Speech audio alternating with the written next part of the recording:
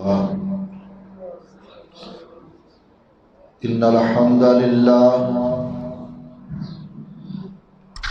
الحمد لله نحمده ونستعينه ونستغفره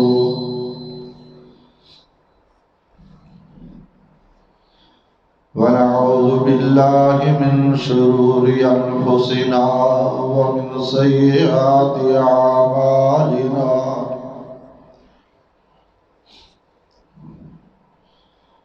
من يهده الله فلا مضل له ومن يضلله فلا هادي له وأشهد أن لا إله إلا الله وحده لا شريك له وأشهد أن محمدا عبده ورسوله أما بعد فإن خير الحديث كتاب الله وخير الهدي هدي محمد صلى الله عليه وسلم وشر الأمور محدثاتها وكل محدثة بدعة وكل بدعة ضلالة وكل ضلالة في النار أما بعد فأعوذ بالله السميع العليم من الشيطان الرجيم بسم الله الرحمن الرحيم إن الله وملائكته يصلون على النبي يا أيها الذين آمنوا صلوا عليه وسلموا تسليما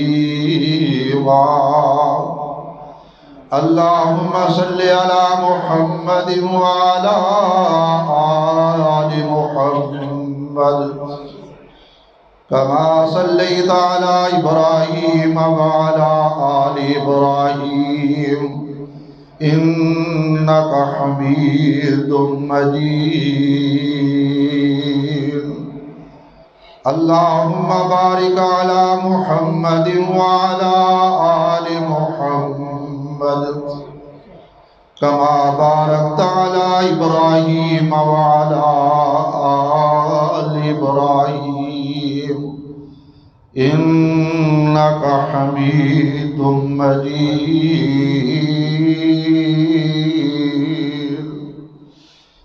رب اشرح لي صدري ويسر لي أمري واحلل عقدة من لساني يفقهوا قولي سبحانك لا علم لنا إلا ما علمتنا إنك أنت العليم الحكيم يا أيها الذين آمنوا استعينوا بالصبر والصلاة إن الله مع الصابرين ولا تقولوا لمن يقتل في سبيل الله أموات بل أحياء ولكن لا تشعرون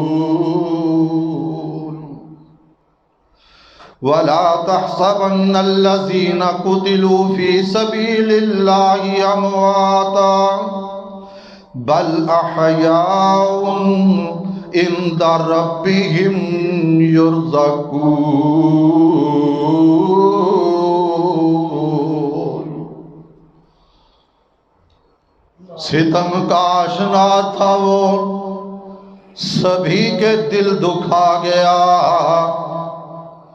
ستم کا آشنا تھا وہ سبھی کے دل دکھا گیا شام غم تو کاٹ لی سحر ہوئی چلا گیا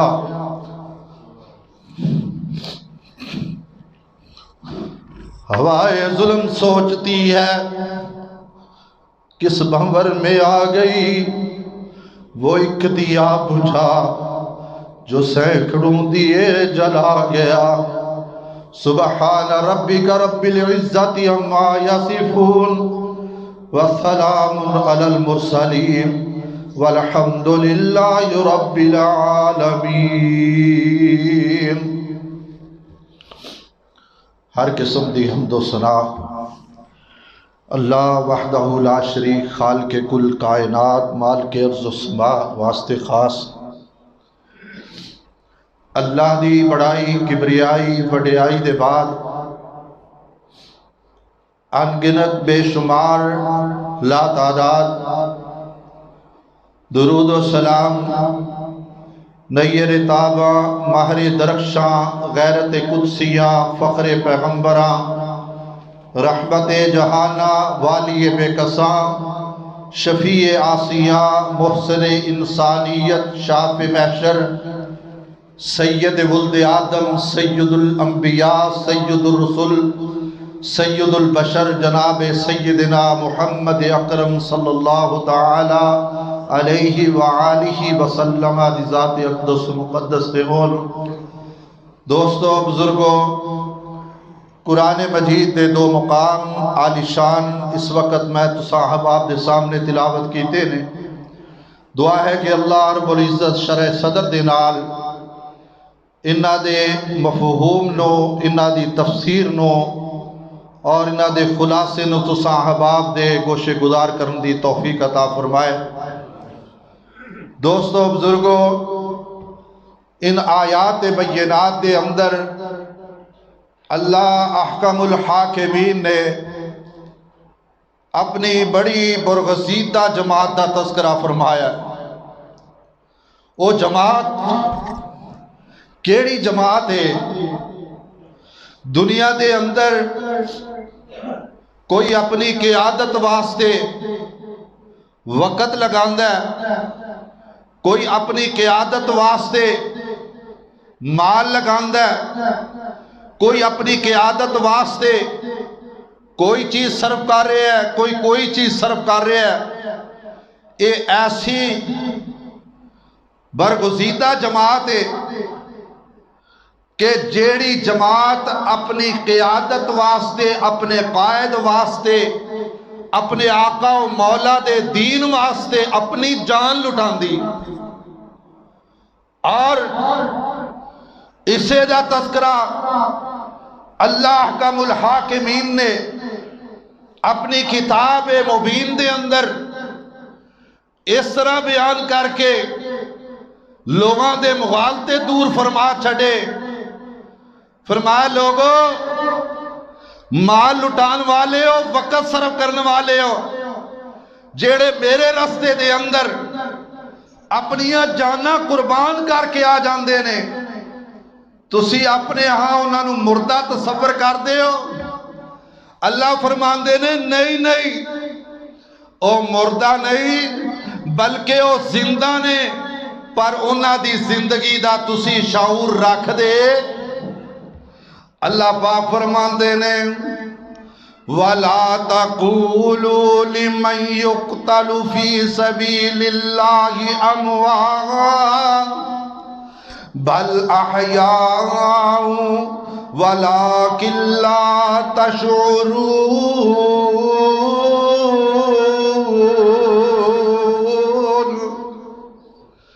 فرمایا جڑے لوگ میرے رستے دے اندر اپنیاں جانا قربان کر کے آ گئے، تسی انہاں نو مردہ تصور کر دے ہو۔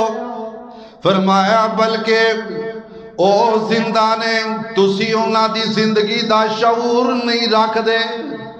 انہاں دی زندگی کیسی ہے؟ او زندہ کتھے نے؟ انہاں نال کی معاملہ پیش ہوندا ہے؟ اللہ دا قرآن دوسرا مقام وَلَا تَحْسَبَنَّ الَّذِينَ قُتِلُوا فِي سَبِيلِ اللَّهِ أَمْوَاتًا بَلْ أَحْيَاءٌ عِندَ رَبِّهِمْ يُرْزَقُونَ۔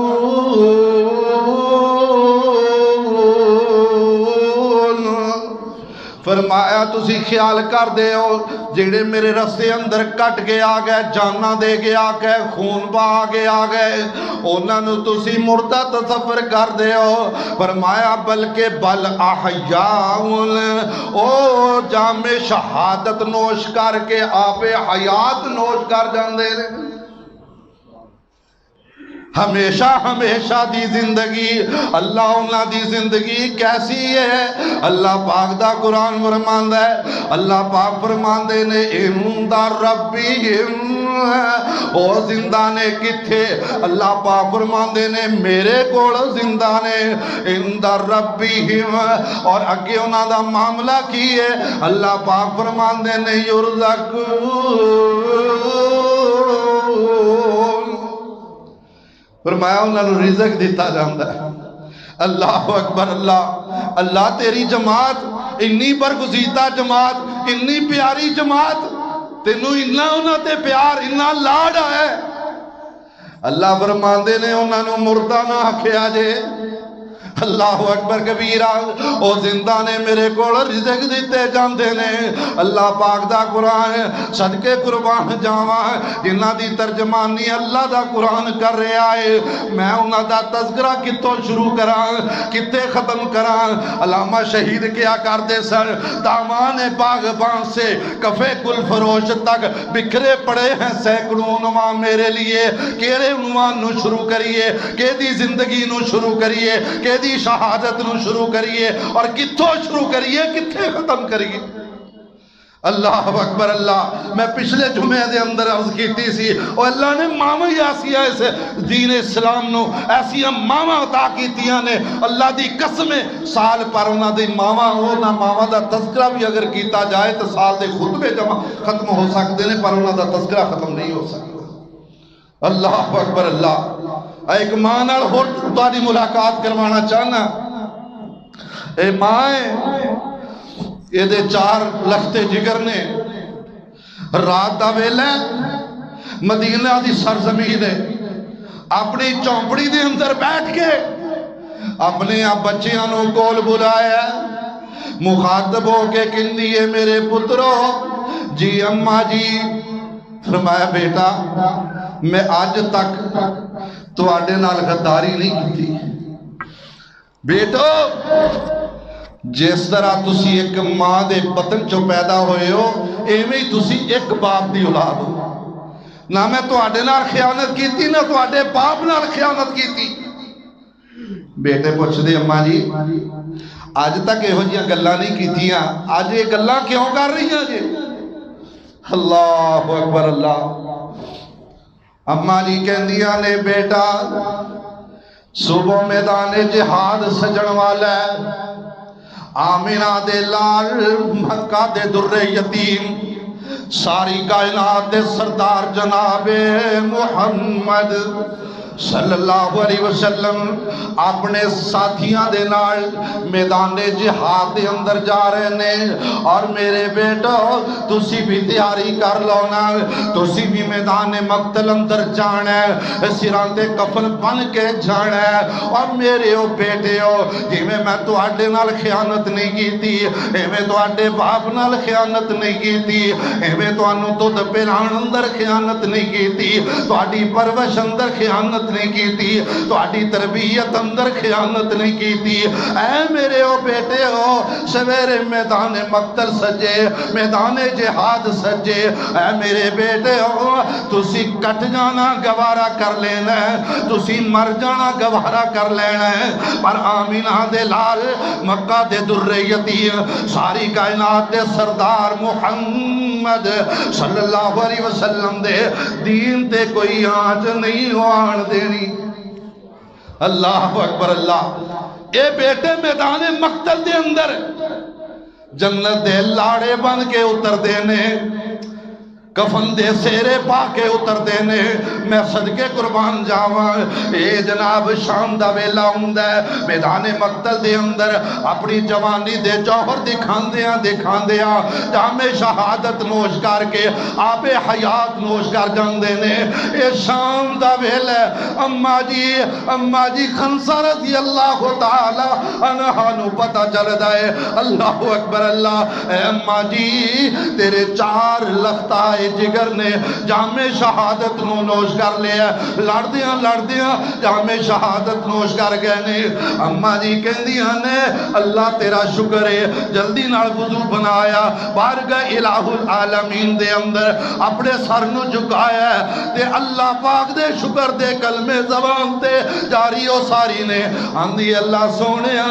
تیرا شکر ہے جیسے امانت دا ذمہ دار تو منو ٹھہرایا سی او امانت میں تنوں سرخرو ہو کے لٹا چھڑی منو اس امانت تو سرخرو فرما دیتا اللہ اکبر اللہ کس ماں دا تذکرہ کراں کس بہن دا تذکرہ کراں کس بیٹی دا تذکرہ کراں ایسے جنگ دے اندر ایک ماں بہن بیٹی ایسی بھی ہے جیدہ باپ سر تو ٹر گیا ہے جیدے باپ نے میدان جہاد اندر اپنا خون بہایا اپنی جان دا نذرانہ پیش کیتا ہے ایک بھائی ہے انہیں بھی اپنی جان لٹا چھڑیے خامہ دے اس نے بھی اپنی جان قربان کر چھڑیے اور چوتھا بیٹا لختے جگرے انہیں بھی جان قربان کر دیتی میدان جہاد تو واپس قافلے رواں دوانے اے ماں جی نا اللہ اکبر کبیرہ اوہ دے رستے دے اندر کھلو گئی ہاں تے آن والے نو پوچھ دیا نے اے آن والے منو دسنا آمینہ دے لال مکہ دے در یتیم ساری کائنات دے سردار دا کی حال ہے کیونکہ غزوہ احد دے اندر بعض کافرہ نے اے افواہ اڑا دیتی نعوذ باللہ معاذ اللہ آمینہ دے لال مکہ دے در یتیم شہید ہو گئے اللہ اکبر صلی اللہ علیہ وسلم تے مدینے دی جڑیاں رہن والیاں ماواں تے بہناں پریشان ہو گئیاں اے آن والا آندا ہے بی بی جی تو آمینہ دے لال دا کی پوچھ رہی ہے جگہ دے پیر خیر و عافیت نال نے پر تیرا باپ شہید ہو چکے ہے اماں جی تڑپ کے پوچھ دیا نے جواب کی دندیاں نے آندیاں نے میں اپنے باپ دا نہیں پوچھیا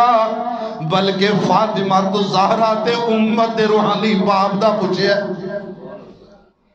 دوسرا آیا کہ اماں جی تیرا بھائی فوت شہید ہو گیا کیا میں اپنے شہید اپنے بھائی شہید دا نہیں پوچھیا میں آمینہ دے لال مکہ دے در یتیم تے شیمہ دے ویر دا پوچھیا کیا وہ خیر و عافیت نال نے کہنے لگی اگر وہ خیر و عافیت نال نے تو یہ غم کچھ بھی نہیں یہ سودا مہنگا نہیں تیسرا آیا ہے تیسرے نو پوچھیا دسنا آمینہ دے لال دا کی حال ہے کہنے لگے وہ خیر و عافیت نال نے پر تیرا خام شہید ہو گیا کہنے لگیاں تڑپ کے کہنے لگیاں کہندیاں نے میں اپنے خامندہ نہیں پوچھیا اپنی اماں جی عائشہ صدیقہ طیبہ طاہرہ عابدہ زاہدہ سلام اللہ علیہا رضی اللہ تعالی عنہا دے شوہر دا پوچھے فرمایا خیر و عافیت نال نے آندیاں نے اللہ دی قسم ہے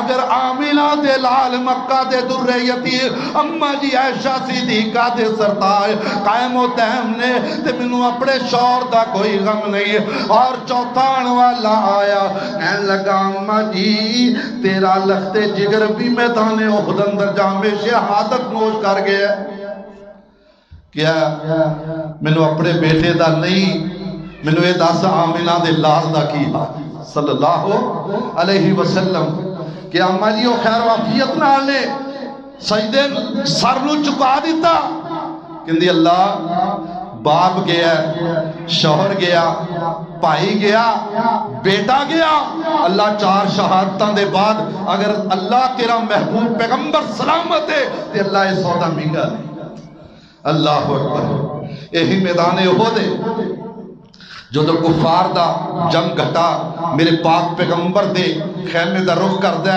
تو میرے پاک پیغمبر علیہ السلام نے اپنے اصحاب نو جمع فرمایا میرے صحابہ کون ہے جیڑا میرے خیمے دی حفاظت کرے اور مینوں اس بات دی گارنٹی دے جدوں تک زندہ رہے گا اے دے جسم نال ساواں دا رشتہ موجود رہے گا ادوں تک او میرے خیمے دی چوکاٹ نو نہیں چھڈے گا. ایک پتلے جے جسم دا دبلے جے جسم دا کمزور لاگر جسم دا نوجوان اٹھیا ہائے ہائے علامہ شہید دے لفظاں اگر اس میں عملی جامہ پہناواں کہا ایک کمزور لاگر سا نوجوان اٹھا کہا آقا میں آپ کے خیمے کی حفاظت کروں گا. آپ نے اس کی جسم کی کمزوری کو دیکھا نکاہت کو دیکھا نظر انداز کرتے ہوئے کہا بیٹھ جاؤ. اس نے خود میں محسوس کیا کہ آقا نے میری نکاہت اور کمزوری کو دیکھتے ہوئے مجھ کو نظر انداز کر دیا. اس نے نظر چراتے ہوئے چپکے سے اصحاب کے جمگٹے کے چلتے چلتے درمیان میں جا کے بیٹھ گیا کہ شاید دور سے آقا نہ پہچان سکے مجھے کا انتخاب فرما دے. جب میرے آقا نے پھر دوبارہ کہا کون ہے جو میرے خیمے کی حفاظت کرے وہ پھر شریر بدن کا نوجوان اٹھتا ہے. اٹھا کہا آقا میں آپ کے خیمے کی حفاظت کروں. آپ نے پھر پہچانتے ہوئے اس کو بیٹھنے کا حکم دیا. وہ بیٹھ گیا. پھر کہا اس نے سب سے آخری صف میں کھڑے ہو گئے. پھر کھڑا ہوا کہا آقا میں حاضر ہوں. کہا آقا میری نکاہت اور کمزوری کو اور دبلے پن کو نہ دیکھیے. میرا آپ سے وعدہ ہے جب تک جسم میں خون کا آخری قطرہ اور سانس موجود ہے آپ کے خیمے کی حفاظت کی ذمہ داری اٹھاؤں گا. جب تک جسم سے میرے سانسوں کا رشتہ موجود رہے. کہا آقا علیہ السلام نے کہا لگا ٹھیک اجازت فرمائی. اس نے اپنی بساط کو آقا کے خیمے کے سامنے کھڑا کر کفار کا رخ میرے آقا کے خیمے کی طرف ہو گیا. تیر آئے ایک نہیں دو نہیں تین نہیں. ابن خزیمہ کے اندر روایت موجود ہے صحابی رسول کو 72 تیروں کے زخم لگے.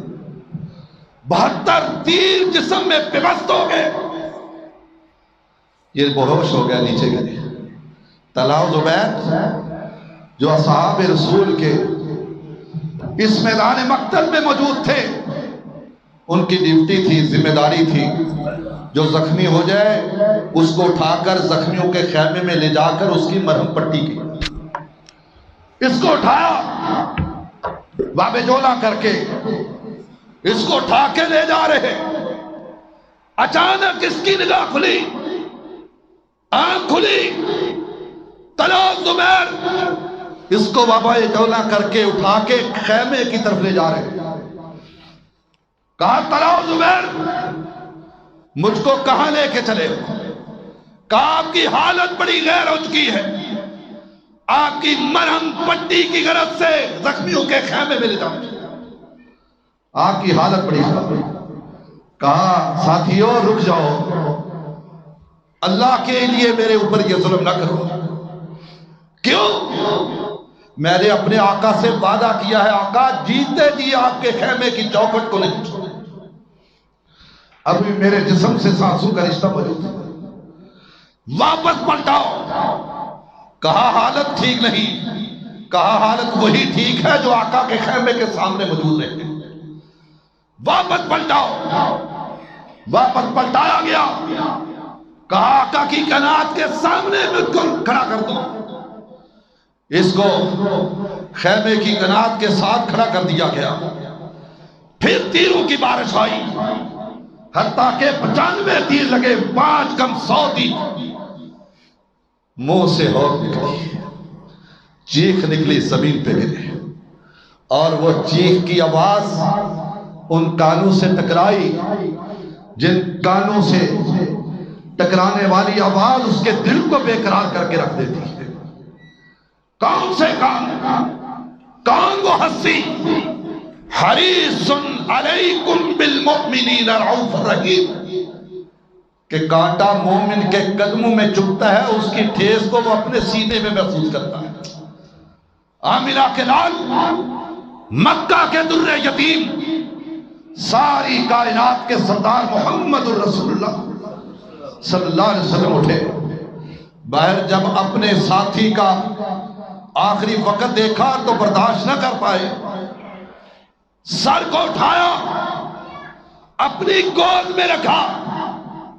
ایک وہ وقت تھا، گود صدیق کی تھی، سر کائنات کے امام کا، آنسو نکلے، ما زاغ البصر کی آنکھ پہ گرے، والضحیٰ کے چہرے پہ گرے، قد نرا تقلب وجہک فی السماء کے چہرے پہ گرے۔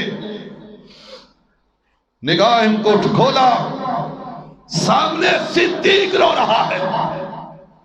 کہا صدیق رضی اللہ تعالیٰ عنہ، تیرا رونا برداشت نہیں، بتاؤ کس نے تجھ کو دکھ دیا؟ آج یہ صدیق تھا، اور آج یہ پروانہ تیری قسمت کے کیا کہنے کہ تجھ کو نصیب ہوئی تو نبی کائنات کی گود پاکیزہ نصیب ہوئی۔ سر گود میں رکھا، اس کو جب ہوش آئی آقا کے چہرے کو دیکھ رہا ہے، جس کو عرش کے رب نے کہا وَدَاعِيًا إِلَى اللَّهِ بِإِذْنِهِ وَسِرَاجًا مُنِيرًا، اور جس کو حسان نے کہا تھا وَأَحْسَنُ مِنْكَ لَمْ تَرَ قَطُّ عَيْنٍ وَأَجْمَلُ مِنْكَ لَمْ تَلِدْ نِسَاءٌ خُلِقْتَ مُبَرًّا مِنْ كُلِّ عَيْبٍ كَأَنَّكَ قَدْ خُلِقْتَ كَمَا تَشَاءُ، کہ ایسا چہرہ آج تک کسی آنکھ نے دیکھا ہی نہیں، اور دیکھ بھی کیسے سکتی ہے کہ ایسے چہرے کو آج تک کسی ماں نے جنم ہی نہیں دیا، اور عیبوں سے ایسے پاکیزہ طیب و طاہر پیدا کیے گئے۔ فرمایا کہ ایسے محسوس ہوتا ہے جیسے اپنے رب کو کہتے چلے گئے، میرا رب اس طرح اس کو بناتا چلا گیا۔ یہ کہتے چلے گئے اللہ مجھ کو یوں بنا دے، یوں بنا دے، یوں بنا دے، یہ جیسے جیسے کہتے چلے گئے میرا رب ایسے ویسے بناتا چلا گیا۔ اپنی گود میں سر رکھا ہوا ہے اپنے جانثار کا، یہ نصیبہ بلند جس کو ملا، یہ اپنی اپنی قسمت ہے، اپنے اپنے نصیب۔ نگاہوں سرور کائنات نے جب اپنے جانثار کے آخری لمحات کو دیکھا، اس کی بے بسی اور بے کسی کو دیکھا، رحمت کائنات کے دل پہ چوٹ لگی، آنکھوں سے رحمت کی برسات ہو گئی۔ سامنے زیاد ابن سکن کے چہرے پہ گری، جب آنسو چہرے پہ گرے تو آب حیات کا کام دے گئے۔ اس زیاد ابن سکن نے اپنی نگاہوں کو کھولا، سامنے ما زاغ البصر کی آنکھیں کھلی گئی۔ جب کائنات کے امام محمد الرسول اللہ صلی اللہ علیہ وسلم نے اپنے جانثار کو آنکھیں کھولنے میں دقت اور دشواری کا سامنا کرتے ہوئے دیکھا، اپنی رحمت کے وباض رمیتا اس رمیتا کے ہاتھ اٹھائے، آقا نے اپنے اس جانثار کی آنکھوں پہ رکھ دیے کہ اس کو آنکھیں کھولنے میں بڑی دشواری محسوس ہوتی ہے، تکلیف محسوس ہوتی ہے۔ وہ تو وہ ہے کہ اپنے امتی کی کسی ایک کی بھی ذرا بھر بھی تکلیف کو برداشت نہ کر سکے۔ ہم کس نبی کے امتی ہیں؟ اس نے جب اپنے ہاتھ کو اس کی آنکھوں پہ رکھا، رحمت کائنات محمد رسول اللہ صلی اللہ علیہ وسلم کا یہ جانثار تڑپ گیا۔ کہا آقا مجھ پہ رحم فرمائیے۔ کہا کیا چاہتے ہو؟ کہا اللہ آقا میرے اپنے ہاتھ کو اٹھائیے، میری آنکھوں کو کھلا رہنے دو۔ کہا کیا کہنا چاہتے ہو؟ کہا جب میں دنیا سے جاؤں تو عرش کا رب مجھ سے سوال کرے کہ زیاد دنیا کو چھوڑتے ہوئے آخری نگاہ کس پہ پڑی تھی، تو میں کہہ سکوں اللہ جب میں دنیا سے رخصت ہو رہا تھا تو میری آخری نگاہ جس ہستی اقدس پہ پڑی تھی، جس آنکھ پہ پڑی تھی، اس آنکھ کو دیکھنے والی آنکھ پہ ہی تو نے جہنم کو حرام نہیں کیا، بلکہ جن آنکھوں نے دیکھنے والی آنکھوں کو دیکھا ہے ان پہ بھی تو نے جہنم کی آنکھ کو حرام کر دیا۔ محمد رسول اللہ۔ کہا زیاد مجھ کو بتلاؤ تمہاری آخری خواہش کیا؟ کہا آقا اور تو کچھ نہیں، آقا مجھ کو بتلاؤ کیا جو میں نے آپ سے وعدہ کیا تھا کیا میں نے اپنے وعدے کو پورا کیا یا نہیں؟ کہا زیاد ہم تجھ سے راضی ہیں، اور اللہ کے حضور دعا کرتے اللہ میں اپنے زیاد سے راضی ہوں، تو بھی اس سے راضی۔ کہا زیاد تمہاری آخری خواہش کیا ہے؟ کہا کہ ایک ہی خواہش ہے، ایک ہی تمنا ہے، ایک ہی تڑپ ہے، ایک ہی آرزو ہے، ایک ہی جستجو ہے، ایک ہی فکر ہے۔ کہا بولو کیا؟ کہا آپ کے قدم ہائے مبارکہ ہوں اور میرا سر ہو اور ادھر روح کب سے افسری سے پرواز کر رہی ہے۔ گلستان میں جا کر ہر گل کو دیکھا، گلستان میں جا کر ہر گل کو دیکھا، تیری سی رنگت تیری سی روح ہے، نکل جائے تیرے قدموں کے نیچے یہی دل کی حسرت یہی آرزو ہے۔ کائنات کے امام نے اپنے قدم ہائے مبارکہ کو دراز کیا۔ زیاد ابن سکن اپنے جسم کی تمام تر توانائیوں کو جمع کرتے ہوئے کائنات کے امام محمد رسول اللہ صلی اللہ علیہ وسلم کے قدم ہائے مبارکہ پہ اپنے سر کو دھر دیتے ہیں، ادھر روح کب سے ابصری سے پرواز کر جاتی ہے۔ جان دی ہوئی اسی کی تھی، حق تو یہ ہے کہ حق ادا نہ ہوا۔ زیاد ابن سکن نے اپنی روح کو اللہ کے سپرد کیا اور ادھر کائنات کے امام کی آنکھوں سے آنسو رواں، اور کیا دیکھتے ہیں؟ اچانک آنسوؤں کی جڑی لگ جاتی ہے اور چہرے پہ اچانک مسکراہٹ آ جاتی ہے۔ آقا اپنی نگاہوں کو بند کر دیتے ہیں۔ کہا آقا یہ کیسا ماجرا ہے؟ کہا تم نہیں جانتے، میرے اس پروانے اور جان نثار نے اپنے وعدے کو اس طرح نبھایا کہ اللہ کو اس پہ اتنا ترس آیا کہ اللہ نے اس کی حوروں کو زمین پہ اتار دیا اس کے استقبال کے لیے۔ اللہ اکبر، کس کس کا تذکرہ کیا جائے، کس کا تذکرہ؟ وہ ابن زبیر کہ جس کو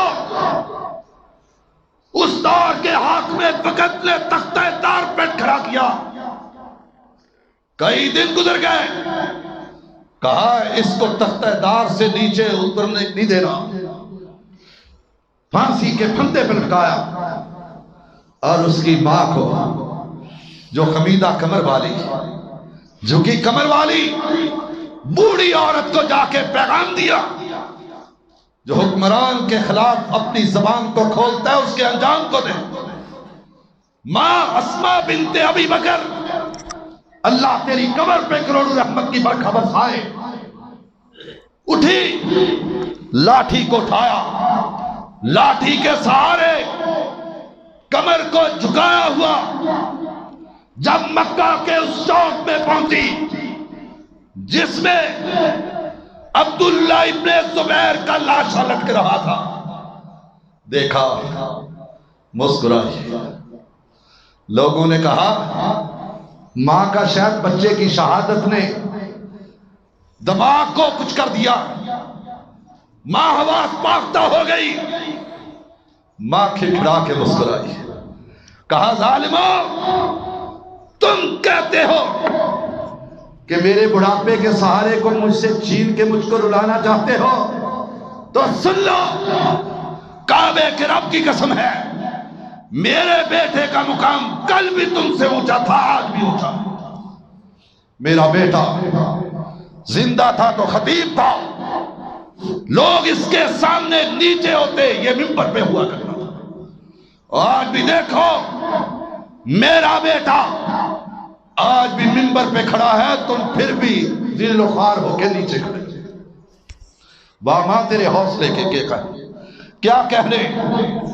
ایسی ہی ماں نے تذکرے کرتے ہوئے میں اس ماں کا تذکرہ کرنا چاہتا ہوں جس ماں نے ابھی بچے کو پیٹ میں امید سے اس کی پرورش کر رہی ہے، حلال کے لقموں سے، اللہ اکبر، تہجد سے، اشراق سے، حقوق اللہ کی پابندی سے اس کو ادا کرتے ہوئے اپنے پیٹ کی امید سے اس بچے کی پرورش کرتے ہوئے ماں کو رات کو خواب آئی ہے، خواب آئی کہ آسمان کا چاند ٹوٹ کے میری گود میں آ گیا۔ صبح دم سیالکوٹ کی سرزمین، مولا میر سیالکوٹی، ابراہیم میر سیالکوٹی کا دور ہے۔ ماں باپ پردہ اس کے قدم ابراہیم مسجد کی طرف لوٹ، مولا میر سیالکوٹی رحمت اللہ علیہ کے سامنے اپنے خواب کا تذکرہ کیا، اور جب اس کا تذکرہ سنا مولا میر سیالکوٹی رحمت اللہ علیہ مسکرائے۔ کہا شیخ آپ کیوں مسکرائے؟ کہا بی بی خوش ہو جاؤ، اللہ اکبر، تیری گود میں آنے والا بچہ اسی چاند کی طرح اسلام کی شمع کو اس طرح روشن کرے گا جس طرح چاند روشن، دنیا میں نام روشن کرے گا، اسلام کا، دین حق کا نام روشن کرے گا۔ ماں اسی دن سے مزید اس نے تقوی اور زہد میں مزید پختگی کو اختیار کرتے ہوئے اپنے دن گزارے۔ جب بچے نے جنم لیا تو دادی کو خواب آیا کہ ہمارے گھر کے آنگن میں چاند اتر آیا ہے اور اس نے چاروں دیواروں کو روشن کر دیا ہے، اللہ اکبر۔ اور پھر وہ بچہ بچپن کے اندر کس بات کو چھوڑوں، کہاں سے چھیڑوں، کہاں پہ ختم کروں۔ بچپنے کے دنوں کا تذکرہ کیا جائے، جمعہ مکمل ہو جائے، لڑکپن کی زندگی کا تذکرہ کیا جائے، تب بھی وقت ختم ہو جائے۔ جوانی کا، اس کے ڈھلتی ہوئی جوانی کا تذکرہ کیا جائے، کہاں سے ٹرین میں بابا کے ساتھ سفر کرتے ہوئے، لاہور آتے ہوئے، رات کی تاریکی میں اچانک ٹرین سے اپنے سر کو باہر نکالا، بچوں کی عادت ہوتی ہے، سر کو باہر نکالا، آسمان کی دنیا پہ ستارے جگمگا رہے، ان میں ایک ستارہ ایسا ہے جو سارے ستاروں سے روشنی کو زیادہ کیا۔ اچانک دیکھا، بابا نے اندر کیا سر تو کہا اللہ، جس طرح ان ستاروں میں یہ چمکنے والا ستارہ دوسروں سے روشنی کو اپنے گہرے کیے ہوئے، اللہ مجھ کو بھی اس ستارے کی مانند کر دے۔ پھر ہم نے دیکھا کہ اللہ نے اس کی اس دعا کو کیسے عملی جامہ پہنایا۔ ایسے محسوس ہوتا ہے کہ تقوی اور زہد والی، پرہیزگاری والی گود میں جنم لینے والا بچہ بچپن میں ہی اللہ کا ولی اور مستجاب دعوات، اس نے بچپن میں کھیلنے کی عمر میں یہ دعا کی، اللہ جس طرح یہ آسمان پہ چمکنے والا ستارہ، اللہ مجھ کو بھی اسی طرح کر دے۔ پھر کیا ہوا؟ چلتے چلتے گجرانوالہ سے لاہور، لاہور سے مدینہ منورہ، اور یہ بھی عجیب واقعہ ہے، اللہ اکبر۔ سعودی عرب کا کوئی سفیر، شیخ ظہور الہی صاحب، بہت بڑے تاجر تھے، کاروباری بندے تھے، کوئی سفیر کی ملاقات ہوئی، انہوں نے سفارش کی میرا بیٹا ہونہار، بہت لائق، بہت قابل ہے، جامعہ محمدیہ گجرانوالہ کو ٹاپ کیا، جامعہ سلفیہ کو ٹاپ کیا۔ میں چاہتا ہوں، مدینہ یونیورسٹی ابھی نئی بنی تھی، داخلے کا اعلان ہوا، میرا بیٹا جی چاہتا ہے کہ وہاں داخلہ لے۔ کہا ٹھیک ہے میں وہاں جاتا ہوں، اس کو بھیج دینا۔ ابھی وہ پہنچا نہیں، یہ احسان الہی ظہیر کہلانے والا پہلے خود پہنچ چکا ہے۔ جب اس کو ملا تو زندگی میں پہلی دفعہ تلخی کا سامنا کرنا پڑا کہ اس سفیر نے اپنا کیا ہوا وعدہ بھلا کے اس کو اس انداز سے تلخی سے جواب دیا کہ اس نے پہلے کبھی ایسی تلخی کا سامنا نہیں کیا۔ اللہ اکبر۔ پھر کیا کہا؟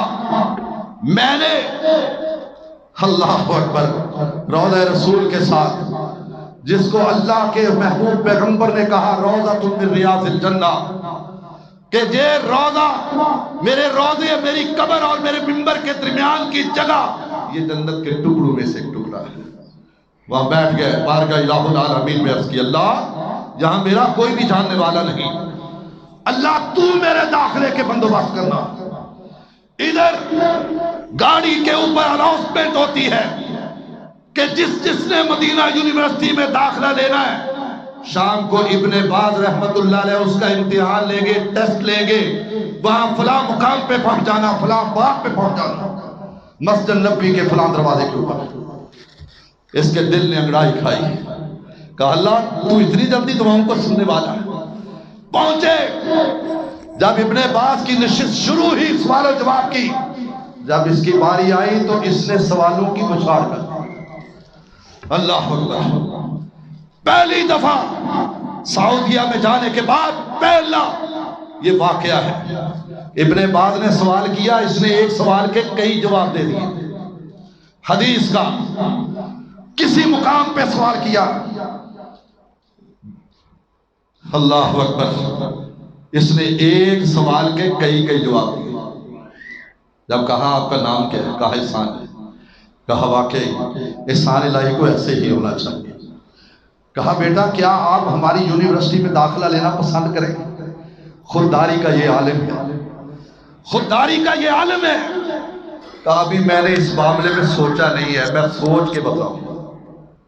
گئے اسی غرض سے، لیکن خودداری نے اجازت نہ دی کہ میں ابھی ہاں کروں۔ بڑی خودداری کے ساتھ داخلہ ہو گیا۔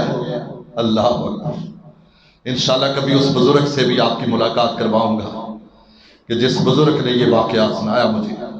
مدینہ یونیورسٹی میں داخلہ ہو گیا تو ذرائع ابلاغ کے اوپر اس قدر گہری نظر کہ ایک ہی کمرے میں عبدالشکور کاظم صاحب حافظ اللہ تعالی جامعہ تعلیم الاسلام کے شیخ الحدیث فیصل آباد میں، ایک ہی کمرے میں دو پاکستانی۔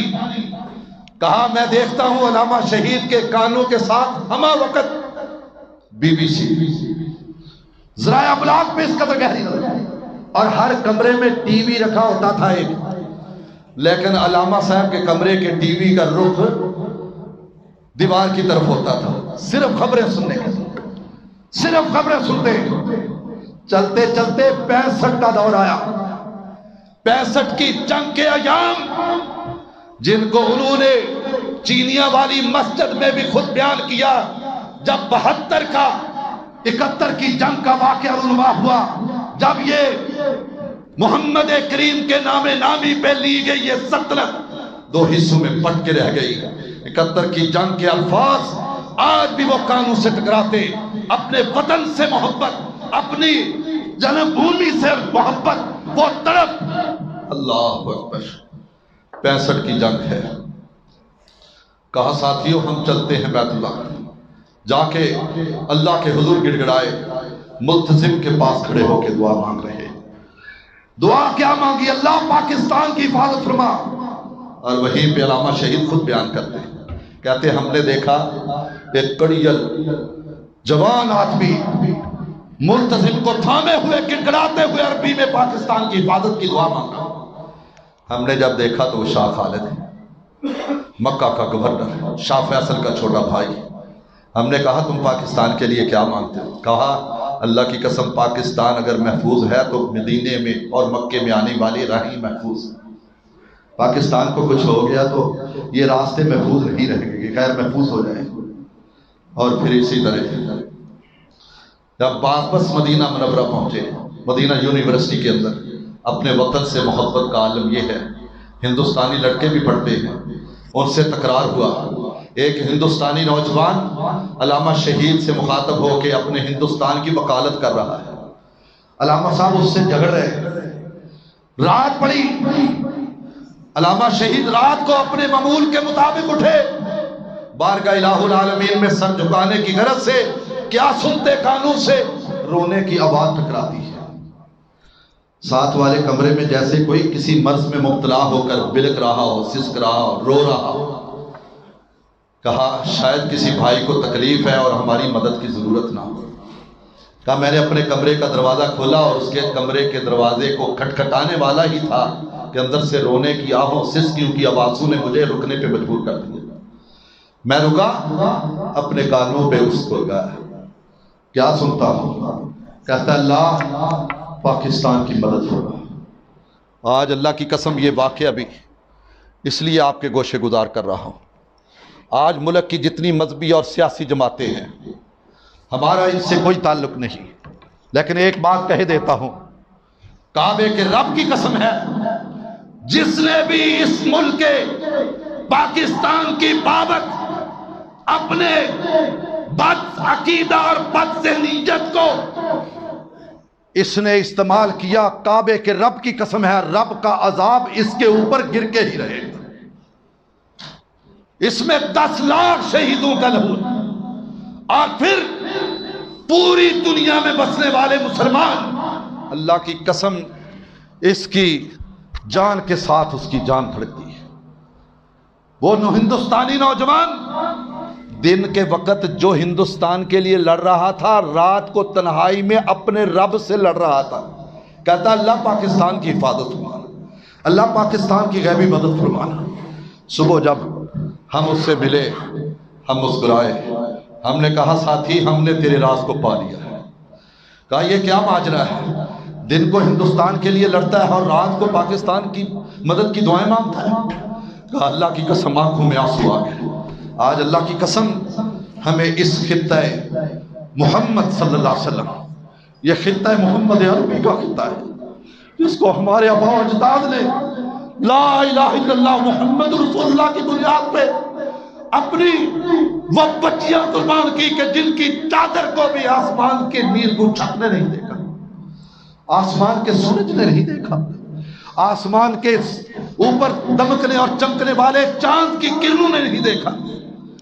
ان کی قربانیاں دی، اپنے باپوں کی قربانیاں، ماؤں کی قربانیاں دی. آج ہم اس میں رہتے ہوئے آج ہم اپنے سیاسی اور مذہبی لیڈروں کی خوشنودی کے لیے اس کی سلامتی کو داؤ پہ لگانے کو تیار ہوئے ہوئے. آج جن حالات سے تیرا میرا یہ وطن، یہ وطن محمد، یہ سرزمین محمد صلی اللہ علیہ وسلم جس کو نام محمد عربی پہ حاصل کیا گیا ہے، رب کبریا کی قسم ہم اپنے بچوں کی اس نیت پہ تربیت کرتے کہ بیٹا تم کٹ جانا، محمد عربی کی سرزمین پہ ہاتھ نہ لینا. کہا علامہ صاحب اللہ کی قسم دن کو میں اپنے جسم کے لیے لڑتا ہوں، رات کو اپنے ایمان کے لیے اور روح کے لیے لڑتا ہوں. میرا جسم کا تعلق میرا ہندوستان کے ساتھ ہے کہ میرے آباء و اجداد وہاں موجود ہیں. دل کو ان کے لیے لڑتا ہوں، میرا ایمان اور میری روح پاکستان میں بستی ہے، اور رات کو روح کا تعلق اپنے رب سے جوڑ کے اپنے رب سے اس کی مدد کے لیے دعائیں مانگتا ہوں کہ پاکستان اگر سلامت ہے تو ہندوستانیوں کو بھی کسی قسم کی جرأت نہیں ہوگی. اور آج پھر خون دل کے ساتھ یہ بات کہتا ہوں کہ اللہ کی قسم کشمیر کے بلکنے اور سسکنے والے وہ معصوم بچے، وہ معصوم ہماری بیٹیاں اور بہنیں آج ہمارے محمد بن قاسم کی للکار کی منتظر ہے، زیاد ابن ثقل کی للکار کی منتظر ہے، خالد بن ولید کی تلوار کی منتظر ہیں. آج علامہ شہید رحمت اللہ علیہ اس اللہ اکبر ذرائع ابلاغ پہ اس قدر گہری نظر ہے کہ مدینہ مسجد نبوی سے باہر نکلے، ہاتھ میں ہاتھ ڈالے ہوئے، تو سامنے آنے والے ایک گروہ پہ نظر پڑی. ایک گروہ پہ ذرائع ابلاغ پہ گہری نظر کا اندازہ لگائیے. کیا دیکھتے ہیں؟ جب انہوں نے دیکھا تو ہوائیاں اٹھ گئی کہ یہ کیا معاملہ ہے، احسان الہی ظہیر سے ٹکراؤ ہو گیا. جب دیکھا علامہ شہید رحمت اللہ اپنی گاڑی کو نکالا عبدالشکور کاظم صاحب حافظہ اللہ تعالی اس واقعے کے چشمدید گواہ ہیں۔ گاڑی کو نکالا سیدھے دفتر خارجہ، دفتر خارجہ کا دروازہ، اللہ اکبر کبیرہ۔ عبدالشکور کاظم صاحب کہتے ہیں اللہ کی قسم میں بڑھاپے میں آ گیا ہوں اور میرے اعصاب جو ہیں میرا ساتھ چھوڑتے ہوئے دکھائی دے رہے ہیں، لیکن وہ دروازے کی آواز آج بھی میرے کانوں سے اسی طرح ٹکرا رہی ہے۔ سعودی عرب کے دفتر خارجہ کا دروازہ اپنے پاؤں کی ٹھوکر سے کھولا، پاؤں کی ٹھوکر سے۔ وزیر خارجہ یہ پرنس سلطان محمد بن سلیمان کے والد سلیمان تھے، جلدی سے اٹھے، جب دیکھا علامہ صاحب، کہا علامہ صاحب آپ کیسے؟ اور کہا تمہاری خارجہ پالیسی اس قدر ناکام ہے، کل وہ لندن میں تمہارے خلاف حجاز کانفرنس کر کے آج مسجد نبوی میں اپنی جماعت کرا کے نماز پڑھ رہے ہیں، اور تمہاری خارجہ پالیسی کے کان پہ جوم بھی نہیں رہی گی، تمہیں پتہ تک بھی نہیں ہے۔ اللہ کی قسم اس نے منت سماجت سے علامہ صاحب کو بٹھایا، آج تو ہمارے کاسہ گدائی لے کے ان کے سامنے بھیک مانگتے۔ اللہ کی قسم صحابہ کی دور کی یہ روح اس صدی میں پیدا ہو کے اللہ رب العزت نے ہمیں ان کی جلال اور رعب اور دبدبے نے ہمیں دوبارہ زندگی کا شعور بخشا۔ اس نے بٹھایا اور تھوڑی دیر کے بعد ٹی وی پہ چلنے والی پٹی اس کو دکھاتے ہوئے کہتے ہیں علامہ صاحب یہ دیکھو اب تو ہم پہ مطمئن ہو جائے، ہم پہ راضی ہو جائے۔ پٹی لگی چلی کہ آج کے بعد یہ گروہ مسجد نبوی سے پکڑا گیا اور آج کے بعد ان کا داخلہ عرب میں ممنوع قرار دے دیا گیا۔ اب کے بعد یہ داخلہ، اور اللہ کی قسم مجھ فقیر نے آج تک بھی وہ اخبار سنبھالا ہوا ہے، اس ملک کے بہت بڑے نامور اور قد آور شخصیت ایسی تھی کہ جن کا نام بولتا تھا، جب دنیا سے گئے تو وصیت کر کے گئے کہ مجھے جنت البقیع میں دفن کیا جائے، لیکن ان کی وصیت پہ عمل نہیں کیا گیا۔ میرے پاس آج بھی اخبار کا وہ ٹکڑا وہ تراشا موجود ہے۔ بہت بڑی قد آور شخصیت، عالم اسلام میں ایک نام کمانے والی شخصیت، وصیت کر کے، لیکن جب عرب حکومت سے رابطہ کیا گیا انہوں نے کہا یہ جیتے جی نہیں آ سکتے تھے، مرنے کے بعد کیسے آ سکتے۔ اور ایک وہ ہے کہ جس کی دادی نے کہا تھا، جس کی ماں نے کہا تھا، جب دنیا سے رخصت ہوئے تو جہاز پہ سوار ہوئے تو ماں نے پہلے ہی کہہ دیا تھا کہ میرا بیٹا مدینہ کی گلیوں کا عاشق ہے۔ اور عاشق بھی کیسے؟ مدینہ یونیورسٹی سے جب اخراج ہوا، اپنا کورس پائے تکمیل تک پہنچا، تو جب اپنے دروازے سے رخصتی ہونے لگی تو کہتے ہیں میرے دروازے سفر حجاز میں خود قلم بند کرتے ہیں کہ میرے دروازے کے سامنے احد نظر آتا تھا۔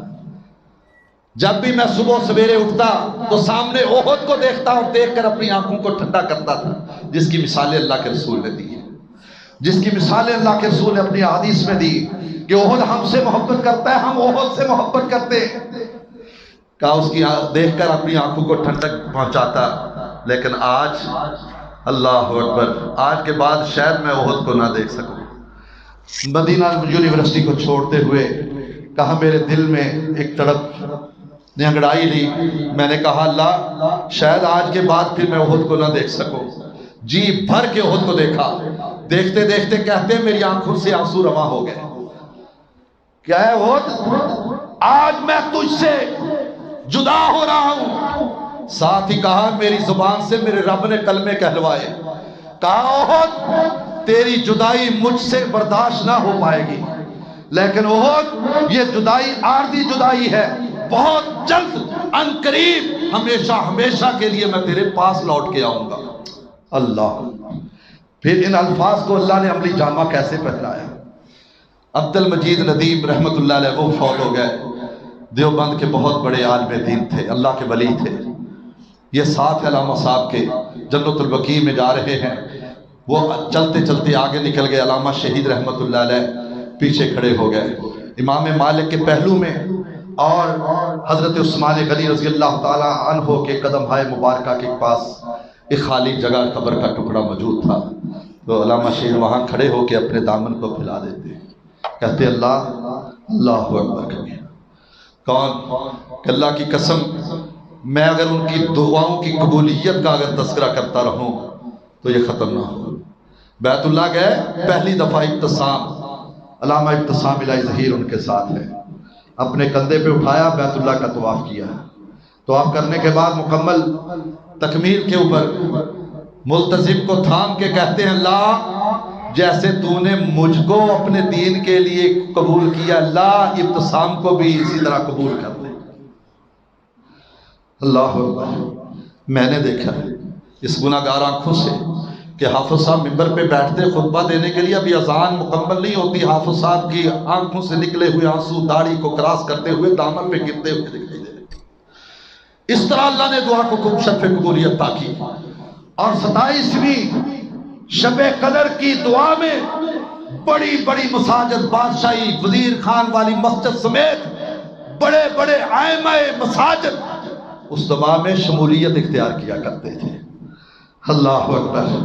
اور اس دعا میں جو میں نے محسوس کیا، سب سے ان کی عمدہ دعا جو ہوتی تھی وہ یہی ہوتی تھی، اللہ جس طرح تو نے مجھ کو اپنی بارگاہ میں قبول کیا، اللہ میری اولاد کو بھی اپنی بارگاہ میں قبول کر لے، اللہ میری اولاد کو بھی اپنے دین کے لیے قبول کر لے۔ اور پھر ہم نے کیا دیکھا، تمہارے میگزین اخبار نے، سنڈے میگزین نے ان کے انٹرویو میں یہ بات واضح کر کے دکھائی کہ اللہ نے کیسے شرف قبولیت عطا کی کہ آج ان کا کوئی بیٹا، کوئی بیٹی، کوئی پوتا، کوئی پوتی، کوئی نواسا اور کوئی نواسی ایسی نہیں جو قرآن کی حافظ نہ ہو اور عالم نہ ہو اور باعمل نہ ہو۔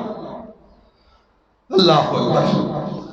اور اسی طرح یہ آخری قبولیت والی دعا کا تذکرہ کر کے اپنی بات کو ختم کرتا ہوں۔ علامہ شہید اپنے دامن کو بارگاہ الہ العالمین کو پھیلائے، اور آج یہ جمعہ اس لیے بھی میں نے شروع کیا، یہ موضوع 34 برس پہلے کہ میں اپنے چھوٹے بیٹے جتنا تھا، 14 یا 15 سال بمشکل عمر تھی، یہ اس لیے موضوع چھیڑا ہے کہ اللہ ہمارا بھی کچھ حصہ بانٹ دے۔ جب اتنی کم سن عمری میں نے چند نوجوانوں کو 31 مارچ کی اخبار دیکھ کر پڑھ کر روتے ہوئے دیکھا۔ میں نے کہا بھائی تمہیں کیا ہوا ہے؟ گجرانوالہ کے طالب علم ہمارے ساتھ معہد الشریعہ میں پڑھتے تھے، ابھی ابتدائی دور تھا، نیا وقت تھا، روتے ہوئے دیکھا۔ میں نے کہا یار کیا ہوا ہے تمہیں؟ آج علامہ احسان الہی ظہیر رحمت اللہ علیہ دنیا سے رخصت۔ میں نے کہا وہ کون؟ کہا تمہیں بتلائیں۔ غالباً جمعہ سے 2 یا 3 دن پہلے کی بات ہے۔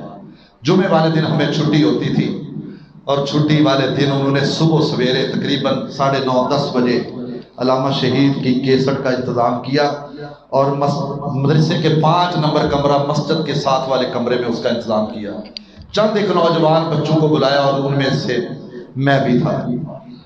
جب وہ کیسٹ سنی، اتنی کم سنی عمر میں، اللہ کی قسم وہ لفظ آج تک میرے ذہن میں نقش، کم سنی کی عمر میں نے یوں محسوس کیا کہ جیسے میرا رب خود مخاطب آسمان سے ہو رہا ہے۔ ایسی آواز زندگی میں کبھی نہیں سنی، اور تحدیث نعمت کے طور پہ یہ بات کہتا ہوں، اللہ کی قسم یہ بات کہنے کا مقصد صرف ریاکاری نہیں، دکھلاوا نہیں، صرف اپنے رب کی رضا کو مقصود بنا کے شاید کہ کئی اور کی بھی اصلاح۔ میں نے دیکھا، میں نے زمین سے اس کمرے سے اٹھنا چاہا، میرا سر چکرایا، میں گر گیا، کوئی ہوش نہ رہا۔ ساتھیوں نے اٹھایا، 19 نمبر کمرہ تھا، اس میں پہنچایا۔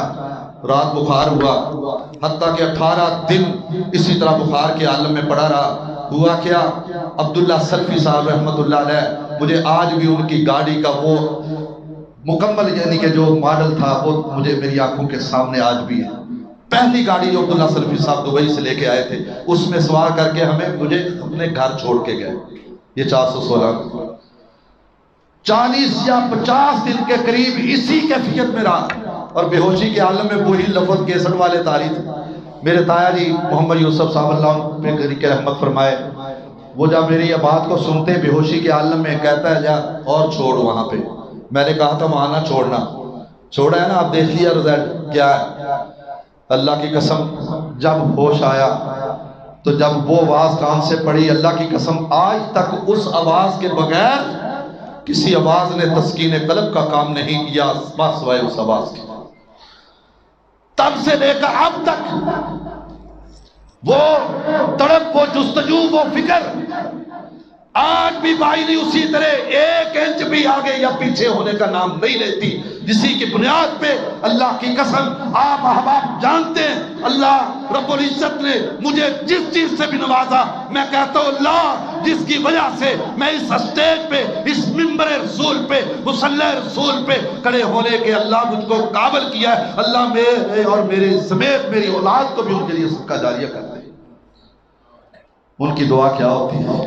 کہتے اللہ علامہ ندیم رحمت اللہ علیہ چلتے چلتے آگے پہنچ کے پیچھے مڑ کے دیکھا، اپنے اس طرح دامن کو پھیلائے ہوئے، اس طرح اپنے دامن کو پھیلائے ہوئے، آنکھوں سے آنسو روا ہے۔ کہتے اللہ یہ کس خوش نصیب کی جگہ ہے، اللہ یہ کس خوش نصیب کے لیے جگہ چھوڑی ہے۔ اللہ اگر مجھ جیسے فقیر کو یہ جگہ عطا کر دے تو اللہ تیرے خزانے میں کون سی کمی آ جائے گی۔ علامہ ندیم واپس پلٹے، جب علامہ صاحب کی اس کیفیت کو دیکھا بے قرار ہو گئے۔ کہا علامہ صاحب یہاں کوئی خاص مقام تھا تو مجھے بھی اس میں شامل کر دیا ہوتا ہے۔ کہا ندیم صاحب یہ عام مقام نہیں تھا، یہ خاص مقام تھا، اور یہ اللہ اکبر راز نے آپ کی باتیں تھیں۔ کہا کیا؟ کہا میں نے کہا یہ کس خوش نصیب کی جگہ ہے، اللہ اگر اس ٹکڑے میں مجھ فقیر کو دفن ہونے کی جگہ عطا کر دے تو تیرے خزانے میں کون سی کمی آ جائے۔ اللہ اکبر۔ علامہ ندیم کہتے ہیں جب میں نے سنا کہ علامہ شہید رحمت اللہ علیہ پاکستان میں پہلی دفعہ کسی جلسے میں بم بلاسٹ ہوا، جب مجھے خبر پہنچی کہ لاہور میں علامہ شہید رحمت اللہ علیہ کے جلسے میں بم بلاسٹ ہو چکا ہے، تو کہا اللہ کی قسم میری چھٹی حص نے فوراً کام کرتے ہوئے یہ بات سوچ لی کہ علامہ صاحب رحمت اللہ علیہ کی اس دعا کو اللہ نے شرف قبولیت سے نواز دیا ہے۔ لیکن پھر ظلم و ضبط کا شکار، پھر بھی پریشان تھا کہ دعا تو مانگی ہے کہ جنت البقیع میں دفن ہو، لیکن دھماکہ لاہور میں ہو رہا ہے، یہ کیسے ہوگا؟ 5-7 دن لاہور میو ہسپتال میں داخل رہے، آخر شاہ فیصل، شاہ فہد اور شاہ صدام اللہ اس کی قبر بہری کی رحمت فرمائے، اس نے اپنا ذاتی جہاز لاہور ایئرپورٹ پہ بھیجا۔ علامہ صاحب آپ جہاں بھی آنا قبول کریں، ہم آپ کی خدمت کے لیے حاضر ہیں۔ علامہ صاحب کو ڈاکٹروں نے مشورہ دیا کہ علامہ صاحب یہ 2 طرف سے آفر آئی ہے، ایک عراق سے صدام حسین رحمت اللہ علیہ کی طرف سے اور شاہ فہد رحمت اللہ علیہ کی طرف سے۔ علامہ صاحب نے ایک ہاتھ حرکت کرتا تھا، لکھا تو کیا لکھا؟ کہا مجھ جیسے فقیر کی شفا یا مکہ میں ہے یا مدینہ، مجھے شفا ملے گی، آب حیات ملے گی یا مکہ سے ملے گی یا مدینہ سے ملے گی۔ مدینہ لے جائے گئے، ریاض ملٹری ہاسپٹل میں داخل ہوئے، شام کے وقت داخل ہوئے، رات کو ڈاکٹروں نے ٹانگ کاٹنے کا آپریشن کیا، لیکن صحت یاب نہ ہو سکے۔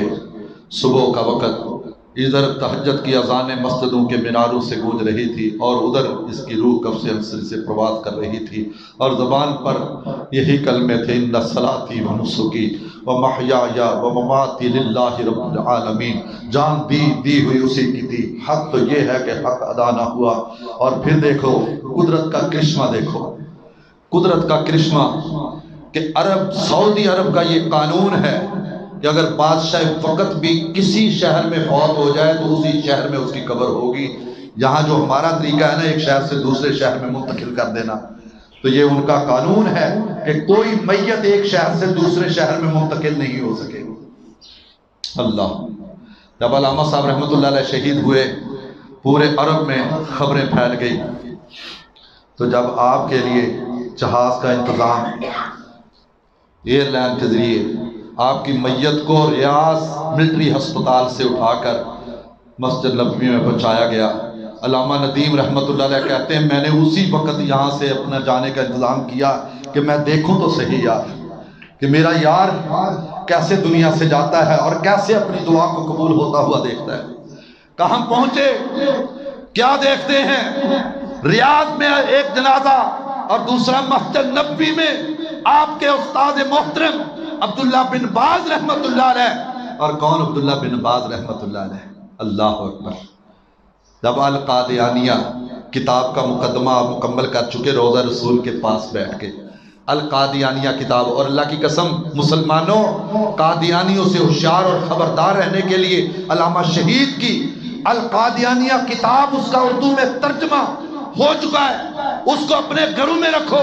قادیانیوں کے فتنوں سے اگر محفوظ رہنا، اللہ کی قسم وہ کتاب ایک سند کی حیثیت رکھتی ہے۔ آج تک اس کا کوئی جواب نہیں لکھ سکا اور کسی کو جرت بھی نہیں ہو سکی۔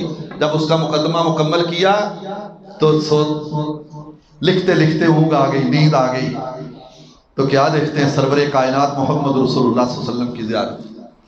آپ کے دونوں یار، صدیق دائیں طرف، فاروق بائیں طرف، آپ تشریف لائے، آپ سے ملاقات ہوئی۔ کیا دیکھتا ہوں؟ سرور کائنات محمد رسول اللہ صلی اللہ علیہ وسلم میرے کندھے پہ ہاتھ لگا کے تھپکی لگا رہے ہیں۔ اللہ اکبر۔ صبح جب یہ مکمل ہو چکا، دربان سے جو مسجد نبوی کے جو روضہ رسول کے پاس کھڑے ہوتے ہیں، جب کہتے واپسی ہوئی تو میں نے دربان نے روضہ سے کہا کہ یار یہ دروازہ روزانہ کیوں نہیں کھولتے؟ کہتے ہیں یہ روز نہیں کھلتا، یہ خاص وقت کے لیے ہی کھلتا ہے۔ ادھر تہجد کی اذان مسجد نبوی کے میناروں سے گونجنے لگی تو میں نے استاد اپنے عبداللہ بن باز رحمت اللہ سے اپنا سارا خواب بیان کیا تو کہتے ہیں مجھے اپنے گلے سے لگا لیا۔ آنکھوں سے نبینے تھے، گلے سے لگایا، آنکھوں سے آنسو رواں ہو گئے۔ کہا بیٹا تجھ کو مبارک ہو کہ اللہ نے اس صدی میں تجھے اپنے نبی کی ختم نبوت کی چوکھٹ کی حفاظت کے لیے انتخاب کر لیا، تیرا انتخاب کر لیا، تجھ کو مبارک ہو۔ 50 سال سے اس چوکھٹ پہ بیٹھ کے درس حدیث کا درس دیتے ہوئے گزر گئے، وہ شرف ہم کو نصیب نہ ہوا جو تجھ کو نصیب ہو چکا ہے۔ وہ احسان الہی ظہیر۔ علامہ ندیم رحمت اللہ علیہ کہتے ہیں جب تدفین کا وقت آیا، جنازہ پڑھانے کے بعد عبداللہ بن باز رحمت اللہ علیہ اپنے کندھے پہ میت کو اٹھاتے ہیں۔ شاہ فہد نے زندگی میں پہلی دفعہ یہ منظر دیکھا۔ کہا امام صاحب آج تک آپ نے کسی جنازے کو کندھا نہیں دیا، کسی جنازے کو کندھا نہیں دیا، آج پہلی دفعہ اس میت کو کندھا دینے میں کیا؟ اللہ اکبر۔ کہا اللہ کی قسم شاہ فہد آپ نہیں جانتے کہ آج روح زمین سے آدھا علم اٹھ گیا ہے، آدھا علم اٹھ گیا ہے۔ اور بڑے ایسے واقعات علامہ ندیم رحمت اللہ علیہ کہتے تھے لوگو تم کہتے ہو ولی دیکھنا ہے تو آؤ میں تمہیں ولی دکھاتا ہوں کہ جو سمجھو اس کی شہادت کا بندوبست پاکستان کی آخری سرحد پہ ہوتا ہے اور جس کی تدفین کے جناب بندوبست مدینہ منورہ میں روضہ رسول کے سائے میں اور مسجد نبوی کے پڑوس میں ہوتے ہیں، عثمان کے قدمہ مبارکہ میں، حضرت امام مالک کے پہلو میں انتظام ہوتے ہیں۔ اگر ولی دیکھنا ہے اس دور میں وہ دیکھ لو، اور ان کی زندہ کرامت اگر دیکھنی ہے تو تحدیث نعمت کے طور پہ اللہ کی قسم ہم جیسے فقیروں کو دیکھ لو، ورنہ ایک لفظ بھی ہم بولنے کے قابل نہ تھے۔ وہ یہ ان کی کرامت ہے، زندہ کرامت، کہ آج ہم نبی کے منبر کے اوپر کھڑے ہو کر کچھ اللہ کے قرآن سے، نبی کے فرمان سے کہنے کے قابل ہوئے ہیں، لوگوں کے سامنے اپنا موقف رکھنے کے قابل ہوئے ہیں۔